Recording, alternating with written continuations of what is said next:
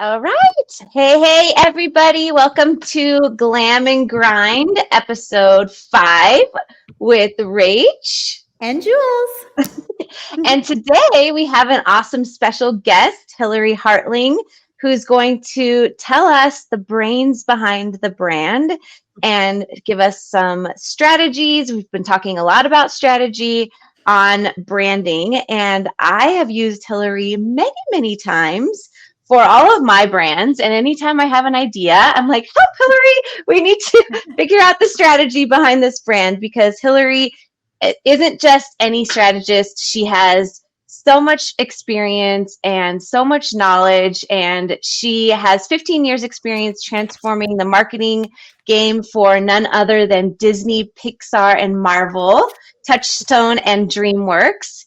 And she has done some jaw-dropping film releases, which I've gotten to hear stories about some of those, and it's so fun. And she also has her own company where she does brand strategy and has been interviewed by the Fortune 50 expertise founded brand consulting. Oh, she did brand consulting for Fortune 50 and online education platform. She has some great courses and great mastermind that I got to be part of. And her mission is to empower entrepreneurs with the tools they need to develop solid brand strategies and messaging that makes them shine in a crowded marketplace. And I can attest to that for sure. So welcome, Hilary. Oh my gosh, thank you so much for having me. I'm so excited. And I remember the phone call where you said, Hilary, I think we want to start a podcast. So we even talked about this brand. So It's so fun to actually be live with both of you now and talking to you about all things branding. But anything you want to talk about, corporate to entrepreneurship, mompreneurhood, brand strategy, I'm here for all of it. So you let me know where you want to go. Oh. And I just quick on that, it was really exciting because the minute I met Hilary was like a week, maybe the week that she adopted her daughter. And so I have got to watch her transform from entrepreneur to mompreneur and all of that through this process too, which is super exciting to be part of. So go ahead, Julie. No, that's awesome. I didn't know that part. So I'm super excited to hear the mompreneur journey as well from you, Hilary. So maybe I was going to start a little bit with the brand strategy journey, but let's just kind of revise that a little bit because I'd love to know, obviously, what inspired you to go into brand strategy and your marketing and just pursuing the field in general. But also, how has that changed, now that you're a mom? So I think those are sort of two questions we can start with, if that's cool with you. Yeah, absolutely. Branding wasn't something I specifically pursued. It is part of marketing, and I've always been in marketing. And what was interesting is my goal, after having been in my kind of first couple of jobs out of college, were both at advertising agencies, one doing more like media planning, another one doing more market research. And those are very kind of behind the scenesy things. And I'm like, I am so creative. I need to be kind of like more out in front, and I need to work with clients that inspire me. And it always came back to movies. And so my goal was to work in the marketing department at one of the major motion picture studios in Hollywood. I started as an intern at DreamWorks over one summer and got to know all the Disney people. And it wasn't my goal necessarily to work at Disney. Like a lot of people's goal, it is to work at Disney. But I really came to appreciate branding having been at Disney because it's not like any other movie brand, right? You don't have people saying, I'm going to go see the new Universal picture this weekend. I'm going to go see the new Sony or Paramount, or they don't say that, but they say Disney, they say Pixar, and they say Marvel, right? And so all of those brands have this huge affinity already built in, and you're trying to figure out how to continue to layer on top of that brand with new releases and huge expectations and huge fandom. And so branding became part of just the DNA I had to understand to do my job well as a marketer. So transitioning from corporate into brand strategy. To be honest, when I first started my business, I didn't know what I wanted to do. And I did not brand myself well because I was like all into, I just become a certified high performance coach with Brendan Burchard. Okay. And I was like, I'm doing that. And then someone's like, well, why are you going to give up all your credibility in marketing and branding and not utilize that and not leverage that? And I was like, okay, good point. So I really started my business because all the other coaches who became certified with me had to start a business and didn't know how. And so I started branding other coaches to start. And then it became more of a personal branding situation. And then I did personal branding workshops for executives and sales teams at these entertainment companies I had worked for. And then it became, I want a whole new audience. I really want to work with people like myself right now, which was female entrepreneurs. So I really dove into creating my entire audience with that niche in mind. Female founders, entrepreneurs, people who are really passionate and driven by the mission that they have. That really spoke to my heart, because to me, anything you do, you need to be lit up by. And so movies always lit me up. And then after a while, they didn't, because of the politics and, the things that just come with corporate sometimes. But so I was looking for that new adventure, and it became what everyone asked me for was branding. And so I became the branding person. I love that. Yeah. Yeah.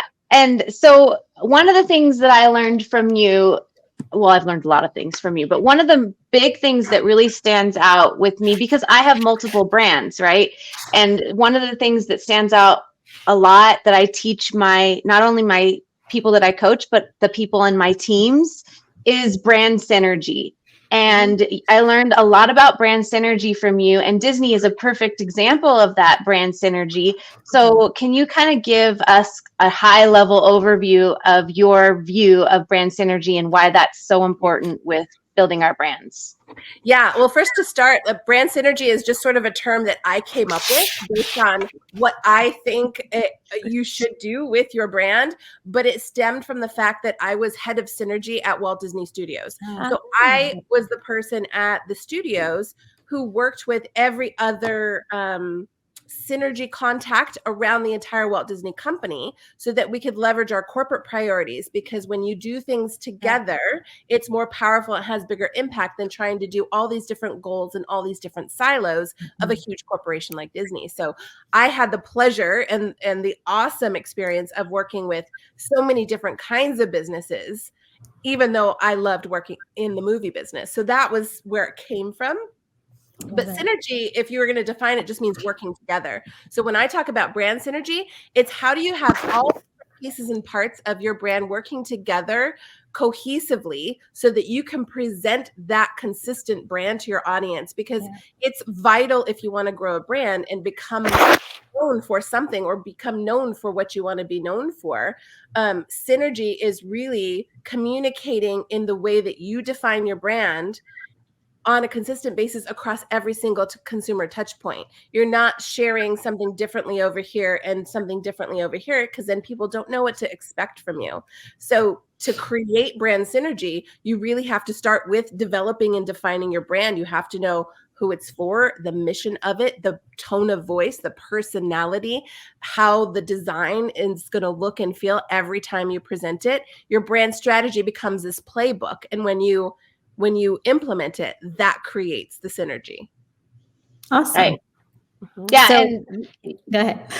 Well, I was just going to say, that's what's really helped me when I've worked with you, because I'm all over the place and I'm super creative and I have all of these fun ideas and I want to do everything, right? And you're like, okay, but let's narrow it down and let's really, make this work together. So having all that synergy work together, which leads into telling your story in a better way that makes more sense. What were you going to say, Julie? Oh, yeah. I was just going to say, what are some of the misconceptions that people have about branding, and how do you address those? Because when I hear lots of folks talk about branding, there's many avenues, many ways, many strategies that are being used. But what are the major misconceptions that you've been sort of battling, I guess, in terms of branding with your folks, and how do you address them when they come to you with these misconceptions on branding? Yeah. A lot of people think branding is just how They just think it's the design. They think it's starting.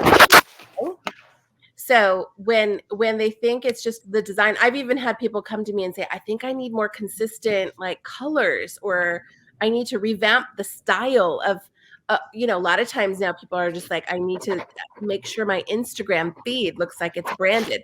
That is like one little itty bitty part of your implementation of your brand. Right. Obviously, it's the strategy that informs the design, right? You wouldn't know how to design your brand if you don't know how you want to make people feel, the experience you want to deliver, who it's for, how you want to express what you do and the value you deliver. So really, the biggest misconception is that branding is only the logo or the design, and that there's all this stuff leading up to that that's going to help inform that and help you create a look and a feel that expresses what you actually want your audience to experience every time.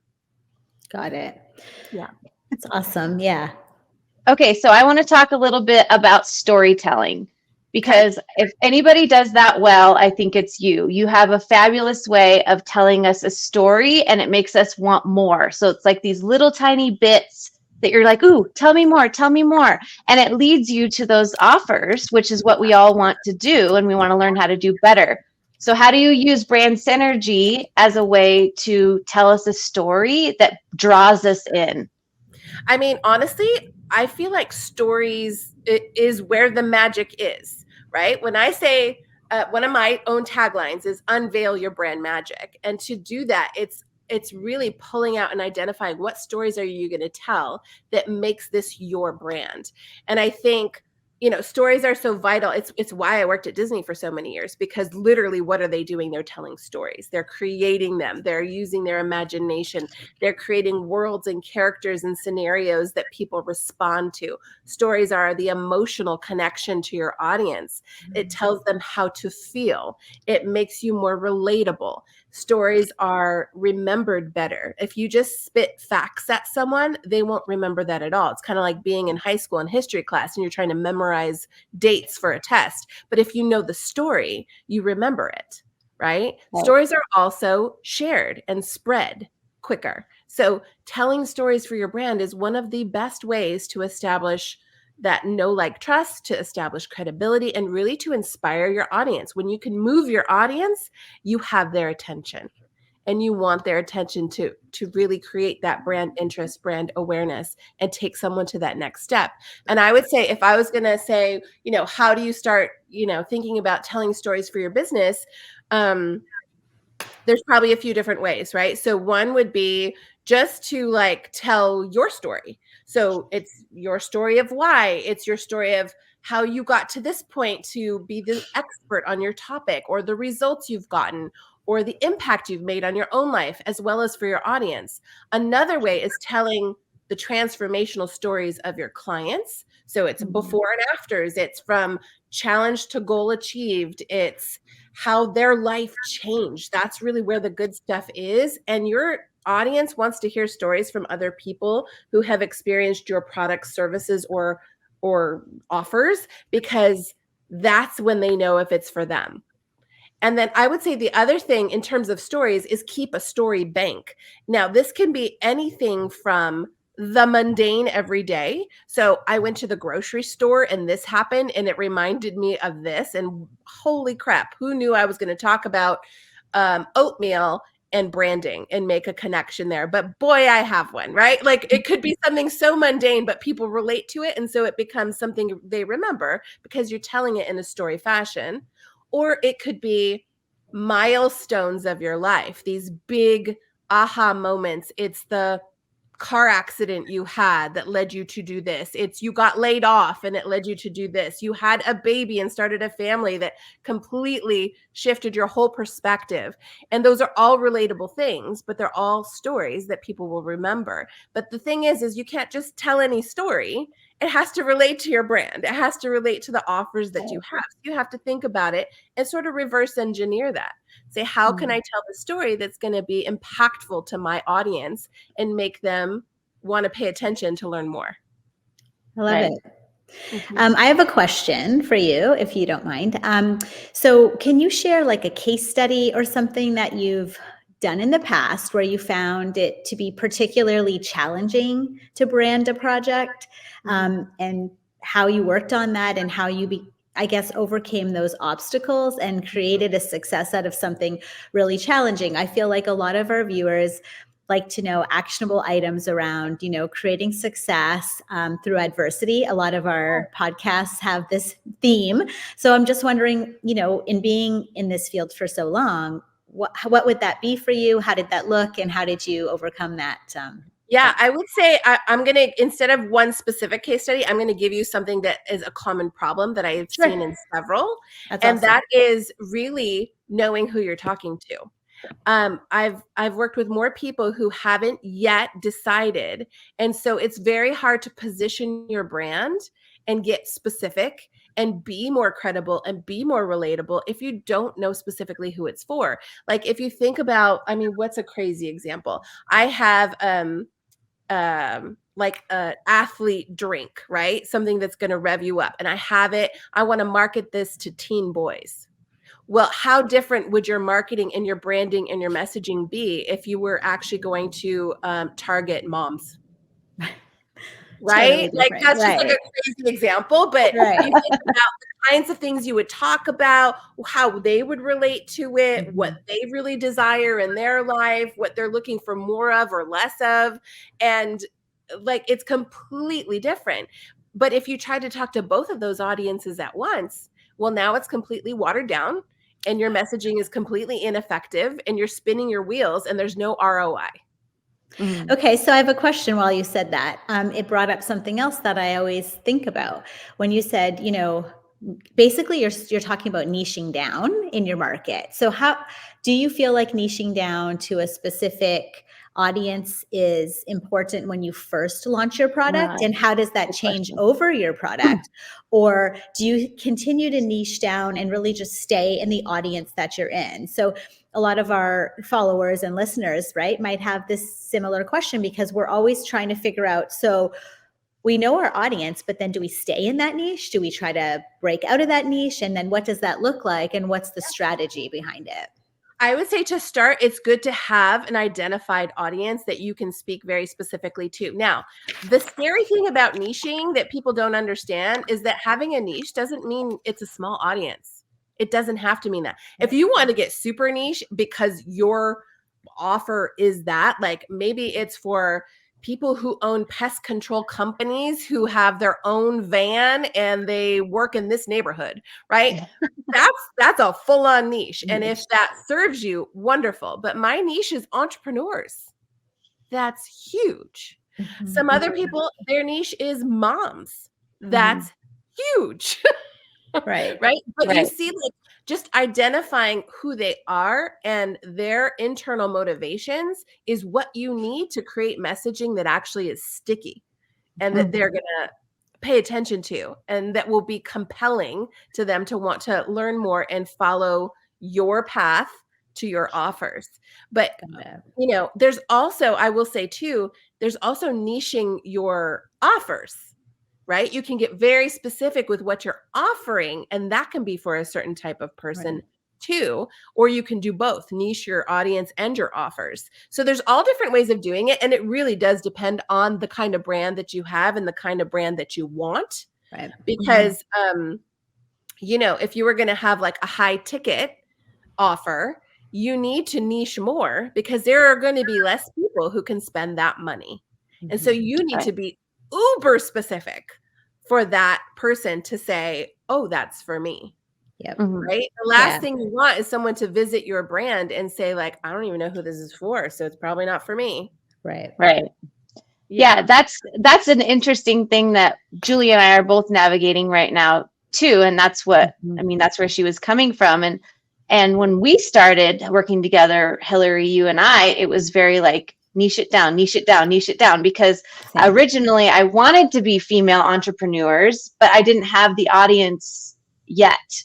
But, as we're growing and now we're branching into this, now we want to be speaking to female entrepreneurs, mompreneurs, that's what we want to do. So making that transition, pulling people from our original where we, our same people into this now more broad niche? Like how does that transition?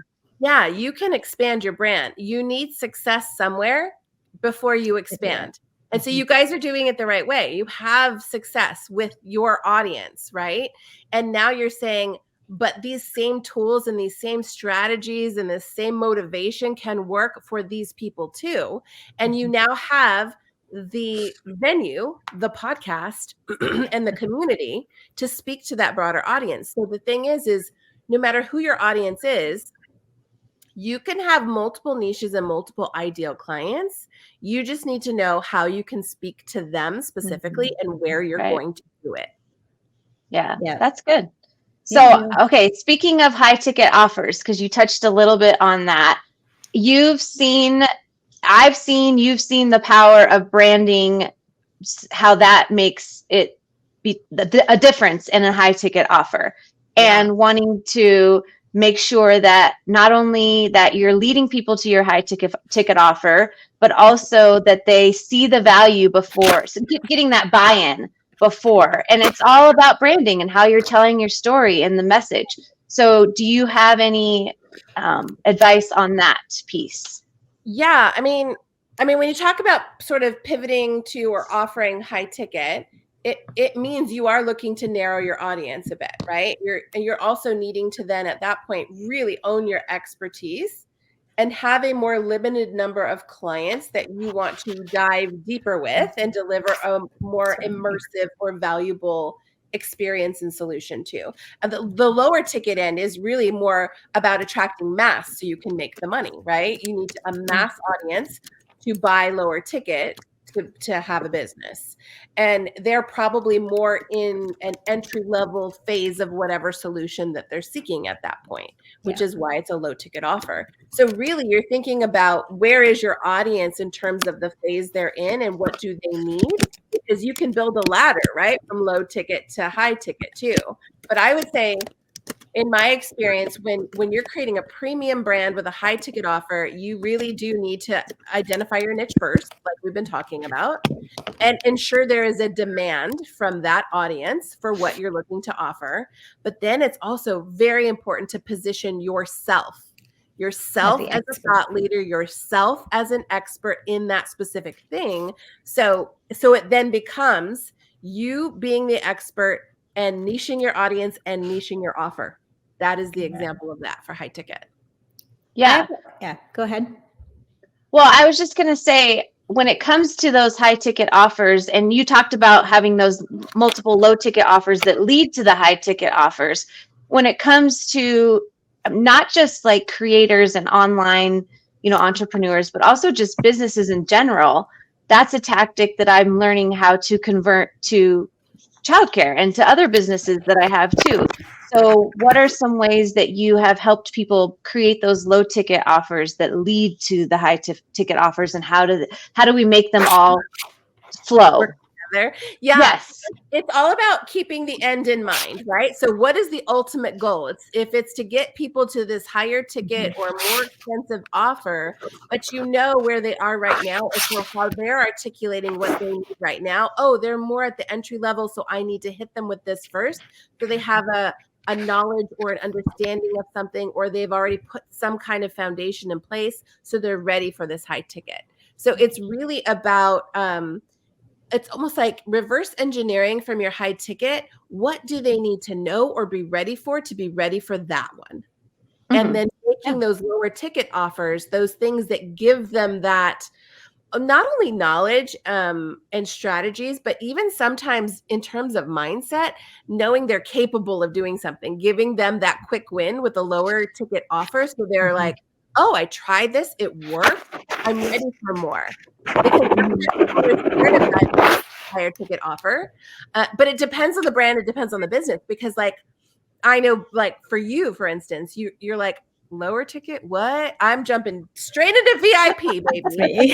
Right? Like I know both of you are that, and we both did the same. Yeah, that you're at right now, and that is the level of care and help that you need for the kind of business that you run right now. But at the very beginning of your business, when you first bought your first school, right, you probably wouldn't have been doing that.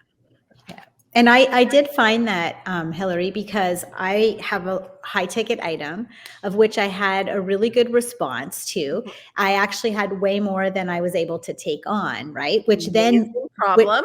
yes and no, because what happened was then I had to say no to people and I didn't have another offer for them Wow. to go to a medium Down or south. entry level. Yes. So now I'm working backwards, creating some courses, some entry level options, some one-on-one opportunities so that I can still bring them in, but can't give them that full sort of VIP, Yeah. ticket item. But yes, so it's good and bad, right? Well, Because but what's cool about that though, Julie, is you're allowing your audience to tell you what they need, what they right? need. Like Yeah. Mhm. you maybe wouldn't know until you offered the high ticket how many people would respond to that and Yeah. why. But I now had you no idea. Yeah, yeah. absolutely. So Like I had thank no you for idea. doing I thought that it would be, about that amount that would need it. And then when I had like four times the amount, I was like, then I had to like go through a process of choosing, and which was challenging as well, right? But who needed what in the most urgency so that I could serve my Yeah. population better. But yeah, it's absolutely a balance, or I guess a trade-off of what you can do versus, what your audience is wanting. And so, yeah, following their lead, I guess, too, is Yeah. important. So, Following yeah. their lead, always listening to your audience is how you Mhm. build a brand that resonates, but also stepping back as an entrepreneur and probably as a mompreneur is first getting clear with yourself. What Yeah. are the kinds of offers that I actually want to do, Want to that I do. have the energy for, that I would be excited to Yeah. show up every day and deliver? And Because if you don't want to do a 2-day long virtual boot camp where you're on Zoom from 9 to 5 each day, yeah. well, then don't offer it. Yes. Yeah. Well, and sometimes we have to find out the hard way. So like in branding these businesses, right? We decide, oh, yes, we want to do this for a year and this and that. And then when you're in it, you're like, oh, I should have probably did this, or this is the time that's needed. Wow, this is more time or less time. Or so even navigating the different challenges that come up with different ticket options or different engagements with customers. Yeah. So yeah, I love how you sort of broke that down for us. I do have a question about staying true to your brand's core identity as you're adapting to changing market trends, to social, to all the things that are coming up. Mm-hmm. It's like, how do you stay consistent with your brand? Like, how do you keep true to your brand's core identity as these market shifts and trends are happening around you? Well, here's the thing is once you establish like the mission of your business, Mhm. which tells you what you do, so what you want to be known for, what you Yep. do, who it's for, and the value you deliver, that should not be changing. Right? Unless you're Mhm. pivoting and expanding to a whole new arm of your business because you found a whole new need. But really, that's what stays the same. You can shift your offers, you can shift your messaging. It's usually more promotional messaging and offer promises that will shift, but not your brand strategy foundation. The vision for where you're headed, who Mhm. you help, the values that you operate by, right? Those all stay the same. And so no matter what's happening, the world can swirl around you, but you've got that grounding now, right? You've Mhm. got that to come back to every day. It becomes your roadmap so that Yeah. that can guide you, and it gives you a lot of room to play, but you've got those guardrails, right? Right, right. Mhm. Absolutely. So, in saying that, I have one last question that kind of, well, for this section. How do you measure the success of a branding campaign then, right? Because what metrics, I guess, do you use, or KPIs do you use, and how do you find the most valuable in assessing, I guess, its impact, right? Like, so how do you measure if your brand campaign is actually working? Well, and there's going to be multiple different kinds of campaigns for a brand. Not everybody does brand campaigns, by the way, Mhm. right? They do marketing Right. campaigns for their offers, and that Sure. leads to building a perception of what people think about the brand. Okay, Um, so before you move on, can you I guess delineate what makes a yeah, brand campaign versus what yeah. makes a marketing campaign for the listeners? Because I think there's a lot of like blurred lines with these two, right? So Here's a Disney example that will make it perfect. clear. Okay. Disney, the company, Disney does a brand campaign called Magic Happens. And it's all about their mission of spreading Mhm. magic, Mhm. finding magical moments, creating new memories, right? And how their worlds and characters that they've created, their IP, their intellectual property helps people do this.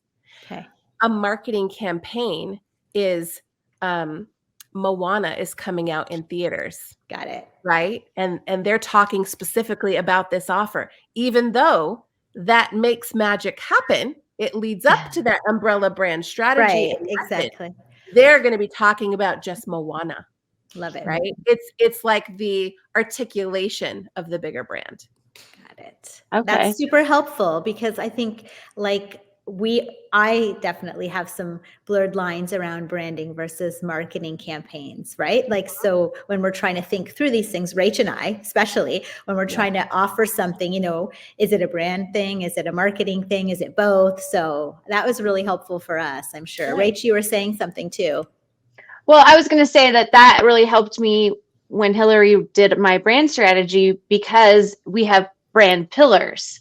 So whenever she, helps with the brand pillars, then it helps align me that when I'm trying to push my brand or when I'm doing, like you said, like a brand campaign, like getting people to lead me to my brand, I stay in with these brand pillars. And then when I am creating content or creating an offer, it also has to align with those brand pillars, but we're pushing more like my Practically Perfect Performance course, for example, versus come to Vision Tree and see all the things that we offer at Vision Tree. So you want to explain a little bit about the brand pillars, Hilary, how that works? Yeah, really brand pillars are there to not only define for you as the business owner what you want your audience's perception to be of your brand, how you want them to feel every time they experience your brand, and what you want to be known for. It's a two-way street, right? It's like, so many people say like you're creating a brand whether you know it or not, right? Because people are going to find it and they're going to think something about your brand. So don't you want to be the one to help shape it instead? Shape that perception, really create the experience that you really want to be known for with your audience specifically. So the pillars are there. They become these key words for you to filter everything through, right? My number one key brand word is clarity. And why? Because it's not only what I'm delivering, it's what my audience asks me for every single day. I just need to be clear on how to talk about my brand so people get it. I just need clarity so I know what to post, right? Clarity is the number one thing. And so it's what is that for your brand?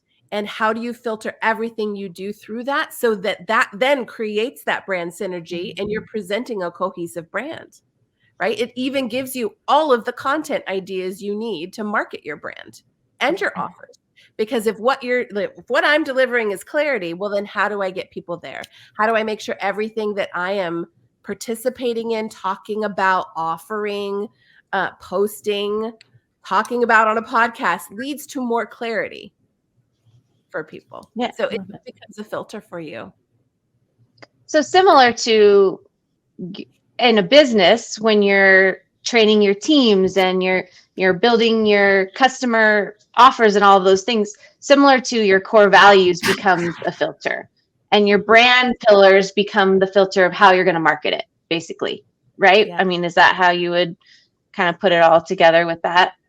Yeah, your values is really how you operate, what you really care about. Now, a very specific value could also become a huge positioning for some brands. Like if you think about Honda, right? What are they known for? Being helpful.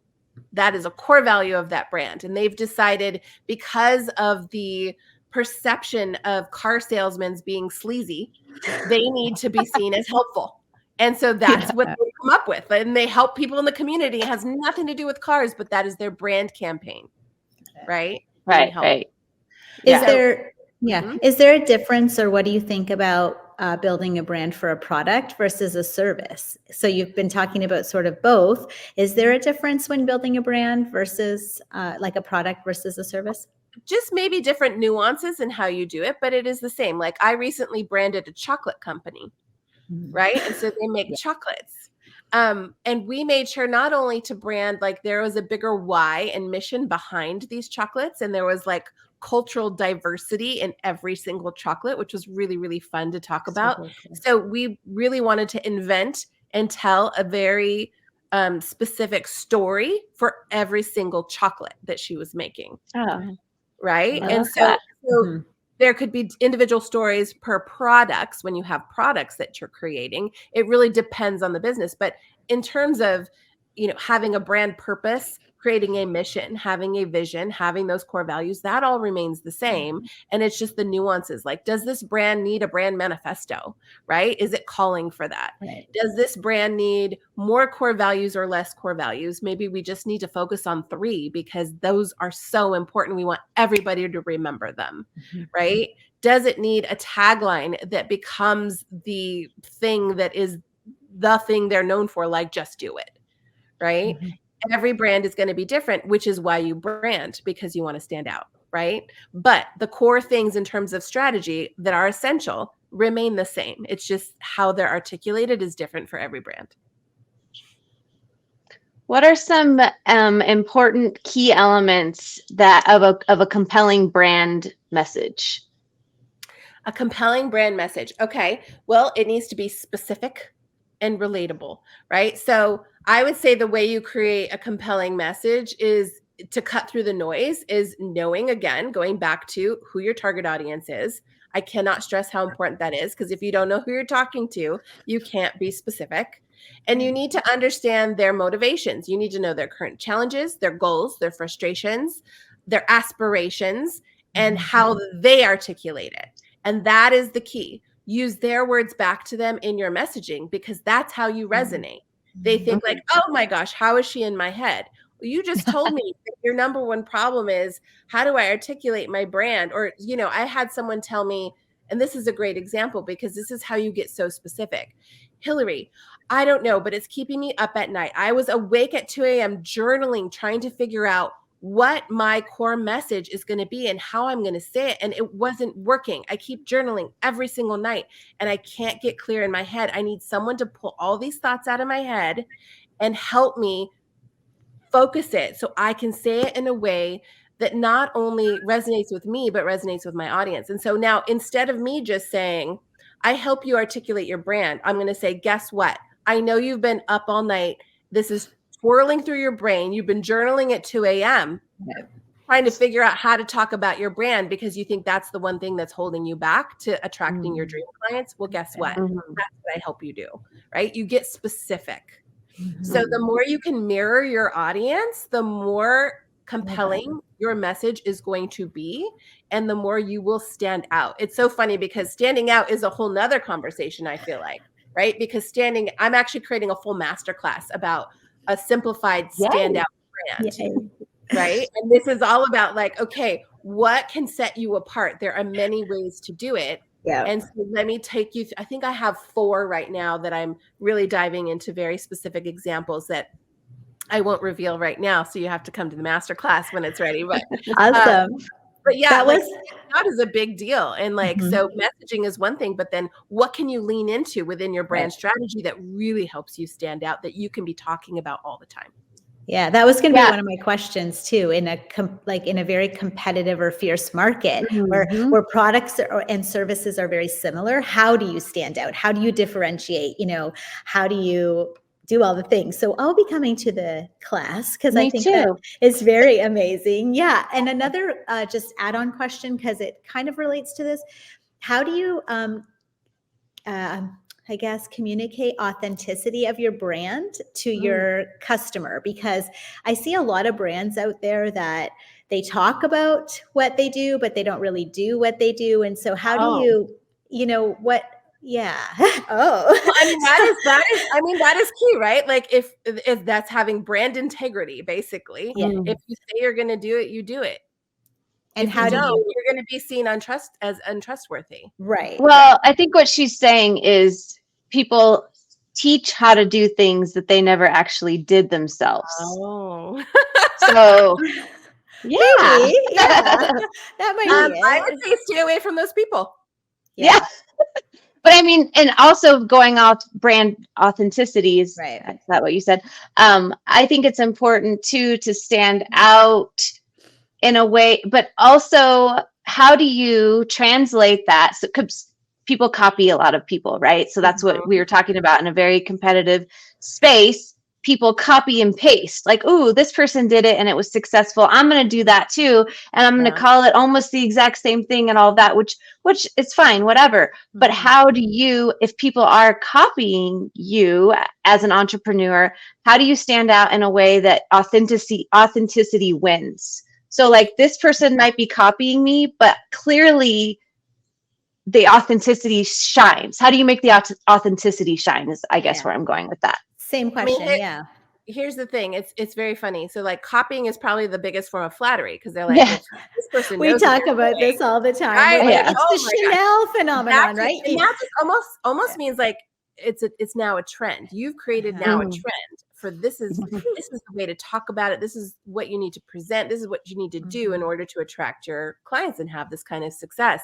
Then it's not changing your whole brand, but now it's time to iterate to the next level of messaging, right? To stand out again, to do the next best thing that you know how to do. And then you're going to get followers again. And then you're like, okay, what's the next? Because brands evolve too, right? The brand at the beginning is not going to look like the brand 10 years from now. Right. It iterates and it evolves and it's meant to. It is a living, breathing thing because it's always reacting to your audience. And now, yes, you can react to competition too, because if you're now blending in, and it's so funny too, because copying is like the way not to create a brand because then you're not doing anything. You just look like somebody else. So it's so funny. It's very counterintuitive, but also then those people aren't the experts. That's what I meant. Like, how does authenticity shine through? How does it win? Because we like to win around here. Honestly, do you know what half of it is? It's consistency, honestly, because you could have someone far less experienced in a certain field be the biggest moneymaker in that field and the most well-known in that field because they show up every single day.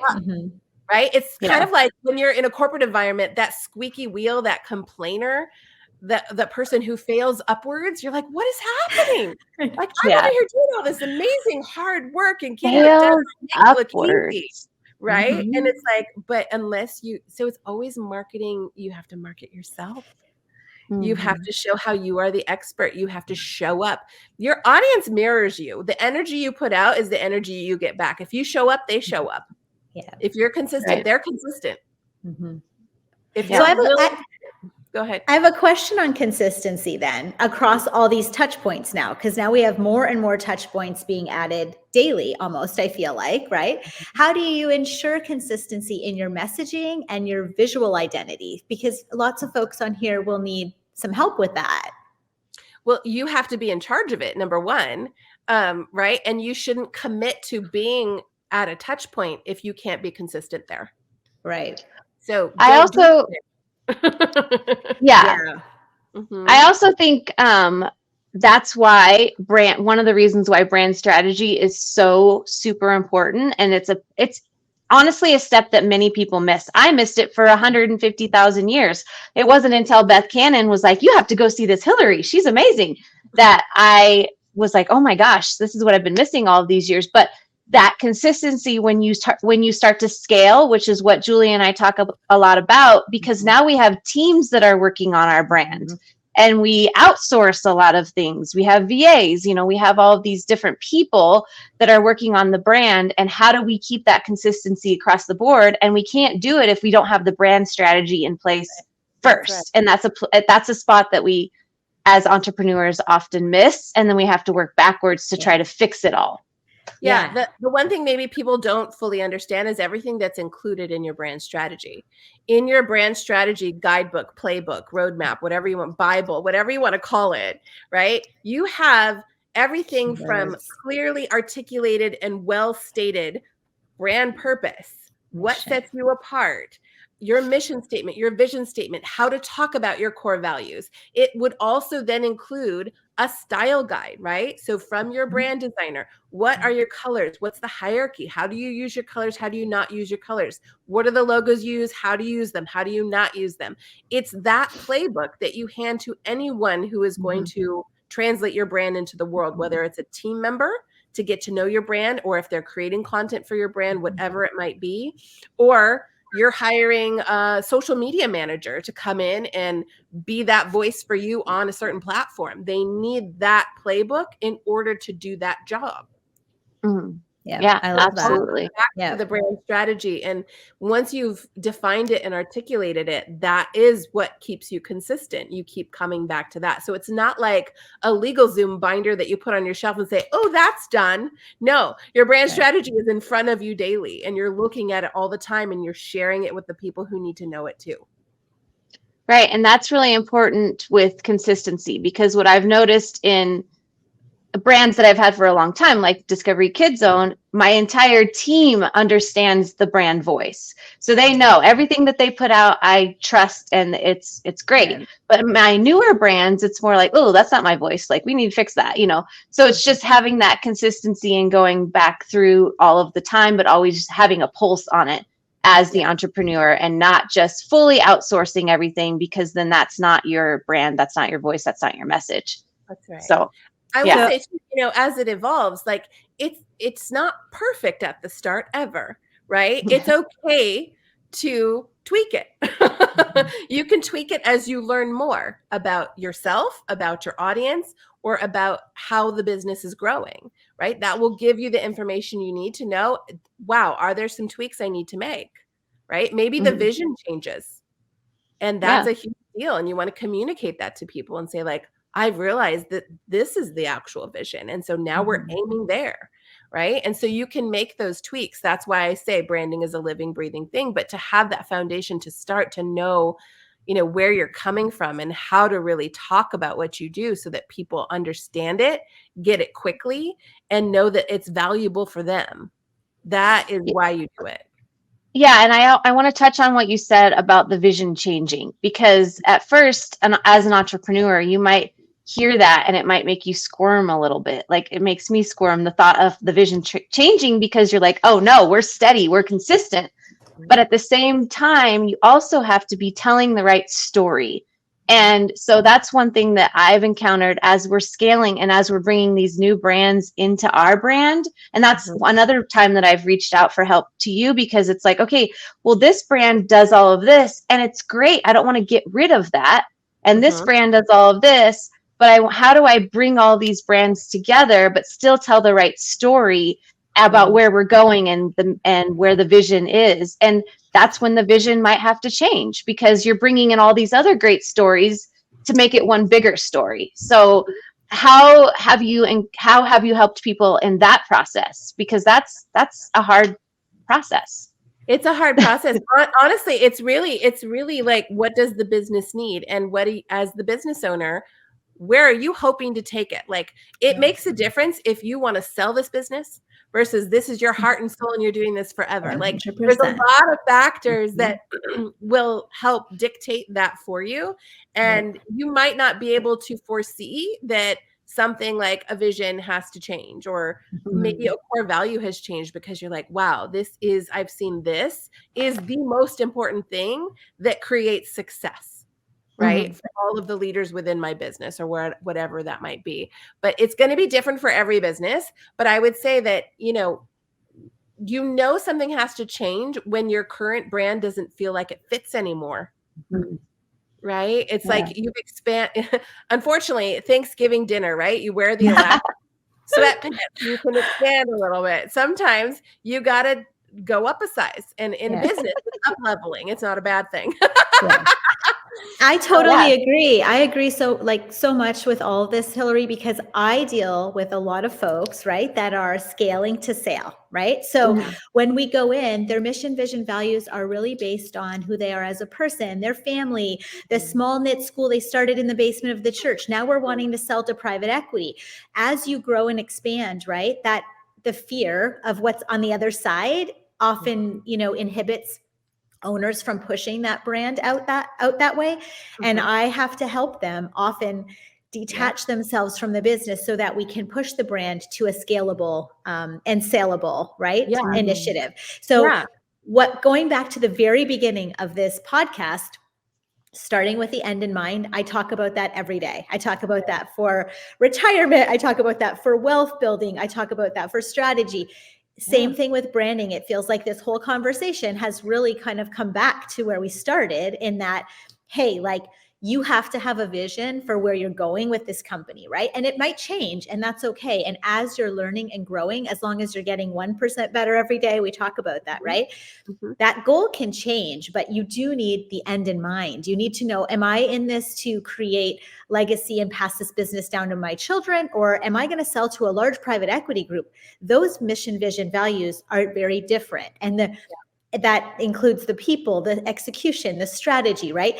Which also is reflective in your brand. And so that brand's going to change. And like you said, living, breathing organism of scaling, even in your brand, right? So I love that. I love how you've tied that right back to, where we've started in terms of with the end in mind piece. I have a wonderful example. I mean, I recently rebranded a therapy business, right? And the owner, it was named after her because it started out as really just her. And then as she grew, the way she ran her business, the values that she had, what they cared about, it expanded so widely, and that it started attracting so many therapists who specifically wanted to work for her and how she thought about helping people and the vision she had for that business. And so she's like, well, eventually I do want to sell this, Hilary. So I need to not have it be branded as my name, number one, which I highly recommend. If you're selling something, you get your name right out of there. But it was, the vision had expanded. She started, it was just a solo practice. And now it became this big thing where not only more patients discovered her, but loved how the therapists were trained and how they took care of you. And it was a whole different vibe than normal, what you might think of as therapy. So we rebranded in a whole new way. And she, relaunched the brand, and it's continuing to grow. And she is like putting in a place to where am I going to now step out of this business? And it's going to keep going. So I have a final question, unless you have something else too, Rachel, but I want to know about upcoming trends, predictions, future of brand strategy. Like, where is this going? How businesses can prepare to stay ahead of the curve, because we're all in business and we all want to know what's coming, right? What's going on? We're innovators, we're pivoting. So can you give us a little bit of background, or a little bit of, I guess, projections on what you think, where this is going? Yeah, I mean, I always think you're going to need a solid brand strategy, meaning you've got to stand for something. Consumers continued, I think, to get savvier and savvier, and they're not just looking for the next thing to buy. They're looking for something connection that they care about, and aligning with brands that also care about the things they care about. So values have not been more important than they are today. So I would say that as one. I think to stand out, you have to have some kind of vision that helps impact or give back. That is a huge one for people. And then the last thing I would say is personalization in this age of AI could not be more important for brands. I want to talk about that. That's good. Yes, I have two things on that. So AI, it's very challenging because people put out all this AI stuff and you can totally tell there's zero authenticity to who they are, what their brand is. And they're like, oh, I'm using AI for all this automation. I love AI used properly and used for the right things. There's a big underline there, and the quotations and the bold highlight, because you, me, us, we can all see through the BS, guys. Like when you're typing, Chat GPT, write me a summary of what I've done today and put it on, whatever, create a Facebook post. I know 100% like that it's not you. When I've seen your content daily and I've been following you, once it started to go very AI, I just unfollowed and moved on, because to me, I love the authenticity, right? That's why I asked you about that, because I do see a lot of that happening, not only in our industry, but in general, right? So that's one thing. And then the second thing I was going to ask you something else that was, I forget what the other question was, but yeah. So the AI piece, though, for sure. Yeah, I mean, but Talk a little bit about that, I because will tell you, it would not be more important to have defined your brand strategy than it is to be able to input that brand strategy into an into your AI AI. tool for them to be able to spit back the kinds of content that is closest to how you would talk about that topic. Right. And it's Right. training, right? It's Training the training. AI with that brand strategy, inputting all that for Mhm. many times before you're putting that out to public. So people are like, oh, I put in the background that I love people and I da da da da, and it, like whatever their supposed brand strategy is, and then it comes out, but it's not articulating or creating like this authentic emotional connection with your viewers if your brand strategy isn't coming through the AI, right? So I love how you said that. Like, you can't train your AI if you don't know what the heck your brand is, right? So Right. so important to do Yeah, that. So it's yeah, there to Rachel. train the AI, and then even when the AI comes out with something, it's putting your spin on it. A lot Yeah, of you're times, like, no, no, no. yeah, Yeah.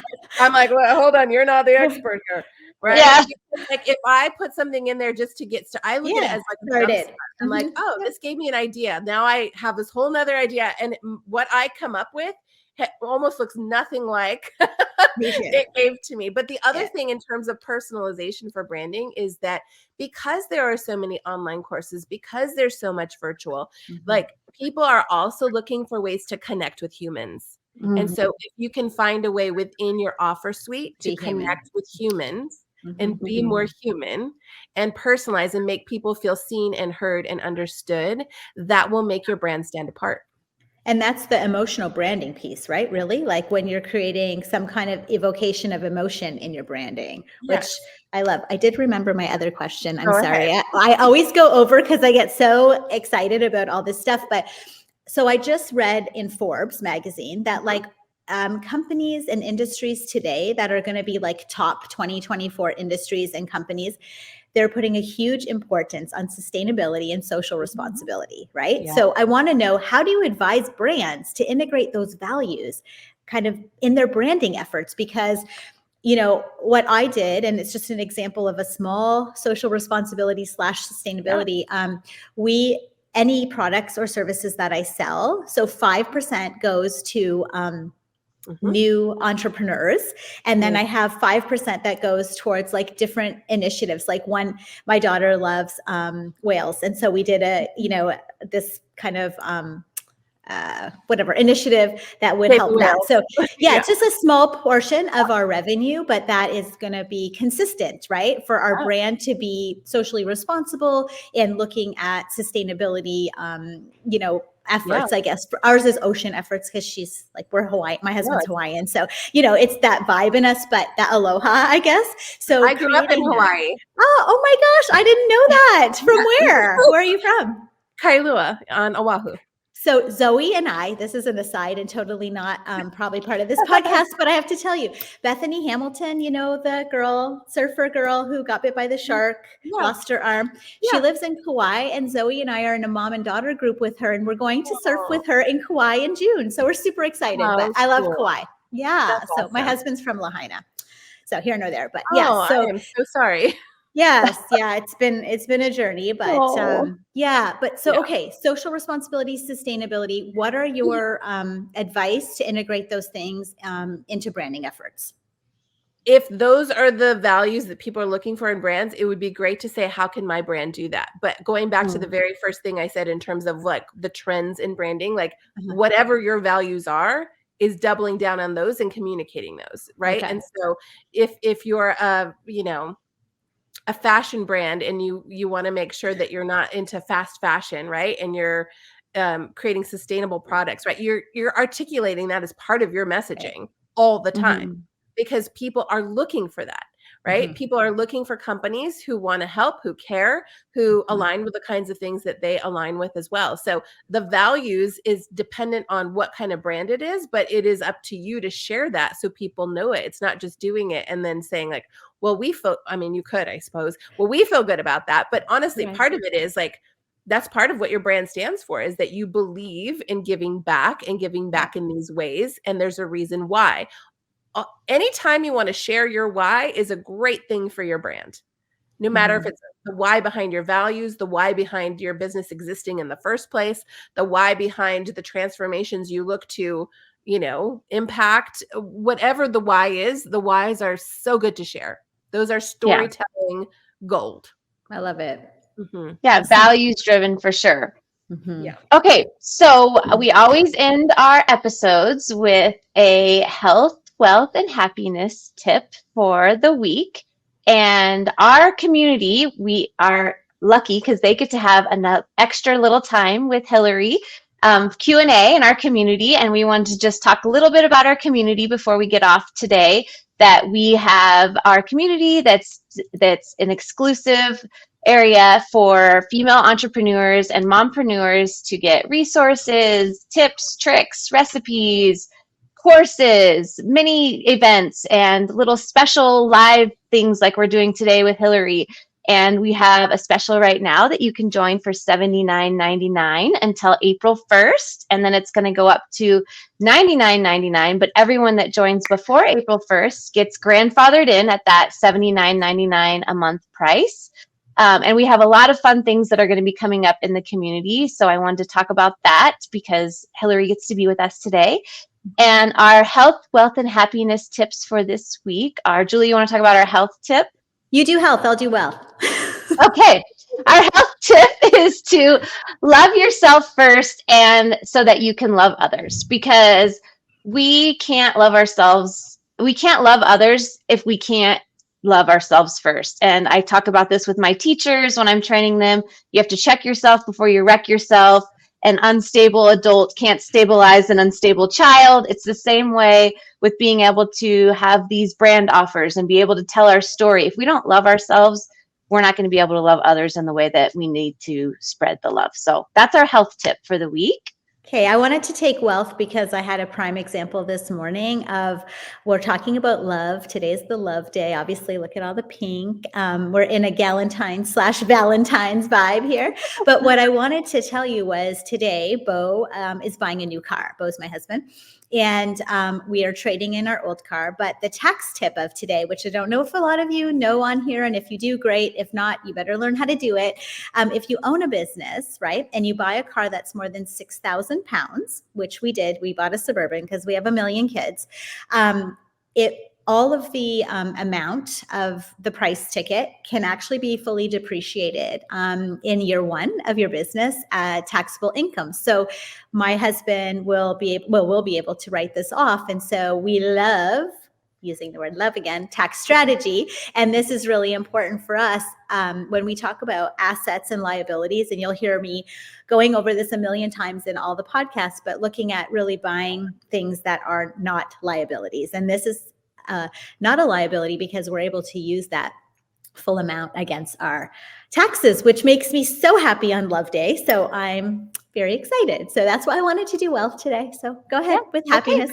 All right. And our happiness tip is just talking about what Hilary was talking about, owning your story and really owning it and loving your story, talking about love again. Because if you own your story and you're proud of your story, you're proud of who you are and where you've come from and how you've gotten to where you are today, you need to share that with others because it's going to help them. So really, when you own your story and think of it in a way as I'm telling you my story and I'm owning my story because I want to help you, that's what is going to make a big impact. And that's going to bring back more happiness for your life, because the more people that you help, and the more impact you can make, the more happy you are in life. So those are our 3 tips for today. And thank you so much, Hilary. That was so insightful. And I'm so excited for our community that they get to have a little bit more time with you today. Yeah. So Thank you for having me on the podcast. I want to say thank you so much to Hilary, because we super, super appreciate your time, all this valuable insight, and just your overall, you're just an incredible human. So thank you so much for joining us today. Also, we're going to have all the links when this drops live. This will go actually live in a little bit later. But so all the links for Hilary and all of us. So if you want to get in contact with Hilary and find out more about brand strategy. So, okay. Thank you, guys. Thank you so much for tuning in for this episode of Glam and Grind. Make sure you like, subscribe, and share. See you next time.